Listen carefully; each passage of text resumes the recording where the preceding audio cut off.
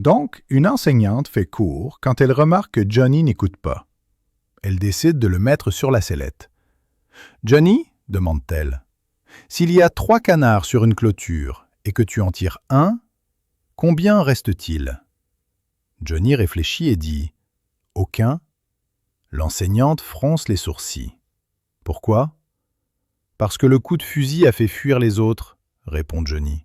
« Eh bien, » dit l'enseignante, « la réponse que j'attendais était 2.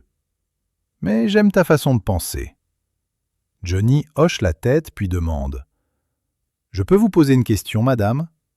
Elle accepte. « Si vous voyez 3 femmes sortir d'une crèmerie, l'une lèche sa glace, l'autre la suce et la dernière la croque, laquelle est mariée ?» L'enseignante rougit et dit « Celle qui suce sa glace. » Johnny sourit. « Non, celle qui a une alliance. Mais j'aime votre façon de penser. » Donc, un père remarque que son fils achète des jouets et des bonbons et lui demande où il trouve l'argent. « En faisant de la rando, » dit le gamin. « De la rando? Comment tu gagnes de l'argent en randonnée ?» demande le père. « Eh bien, souvent quand tu es au travail, le monsieur d'en face vient voir maman. Il me donne toujours 20 € et me dit d'aller faire un tour. » Donc, Fred rentre de l'université en larmes. « Maman, dit-il, je suis adopté ?»« Bien sûr que non, répond sa mère. Pourquoi penses-tu ça ?»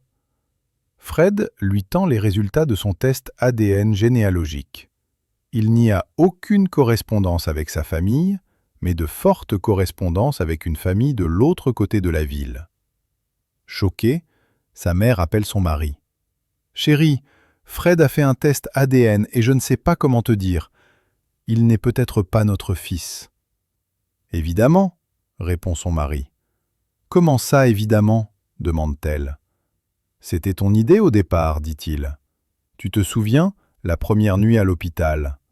Le bébé n'arrêtait pas de crier, sans cesse, et tu m'as demandé de le changer. » Il fait une pause. « Je crois que j'en ai pris un bon. Je suis tellement fier de Fred. » Donc, une femme passe l'après-midi avec son amant pendant que son mari travaille. Ils sont détendus, imprudents et totalement pris au dépourvu quand la porte d'entrée s'ouvre soudain. Son mari rentre plus tôt. Affolée, la femme pousse son amant dans le placard de la chambre et claque la porte. Ce qu'elle ignore, c'est que son fils de 9 ans est déjà dedans, caché parmi les manteaux. Après un moment de silence gênant dans le noir, une petite voix dit « Il fait noir ici. » L'homme se fige. Après une pause, il répond doucement « Oui, c'est vrai. » Nouvelle pause. « J'ai une balle de baseball, » dit le garçon. « C'est bien, » répond l'homme confus. « Vous voulez l'acheter ?»« Non merci, » dit rapidement l'homme. Le garçon attend un instant, puis ajoute avec désinvolture. « Mon père est dehors. » L'homme déglutit. « D'accord, » soupire-t-il. « Combien ?»« 1000 €. » Serrant les dents, l'homme sort son portefeuille. « Bien, tiens, tais-toi juste. » Quelques jours plus tard, le père dit à son fils « Prends ta balle de baseball, allons jouer dehors. » Le garçon hausse les épaules. « Je peux pas, je l'ai vendue. »« Tu l'as vendue ?» demande le père. « Pour combien ?»« 1000 €. » Le père est horrifié. « C'est scandaleux. C'est bien plus que sa valeur.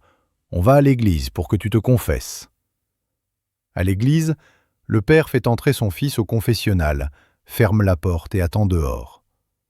Dans le box, le garçon s'installe et dit calmement « Il fait noir ici. » De l'autre côté, le prêtre réplique vivement « Ne recommence pas ces putains !»